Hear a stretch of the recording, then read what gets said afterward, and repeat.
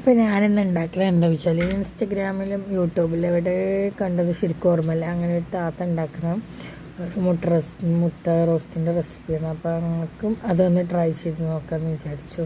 പാളിപ്പോകുമോ എന്താണെന്നൊന്നും അറിയില്ല, ഒരു ചെറിയൊരു ടെൻഷൻ ഉണ്ടായിരുന്നു. പക്ഷെ കുക്കറിലാണ് കുറേ പ്രാവശ്യം ഉള്ളി വാട്ടിയിട്ടുണ്ട്, എന്താകുന്നൊന്നും അറിയില്ലായിരുന്നു. നല്ല ടേസ്റ്റ് ഉണ്ടായിരുന്നു.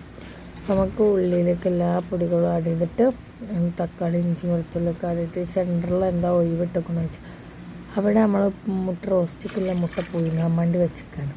അപ്പോൾ ഇതൊരു വിസിലാണ് ഞാൻ അടുപ്പിച്ചത്. ഒരു 2 വിസിൽ അടുപ്പിച്ചിട്ടുണ്ട്. 2 വിസിലടിച്ചാലും അടിപൊളിയായി ഒന്ന് കുഴഞ്ഞു കിട്ടും. ഒരു വിസിലാണെങ്കിലും കുഴപ്പമൊന്നുമില്ല, നല്ല ടേസ്റ്റായിരുന്നു.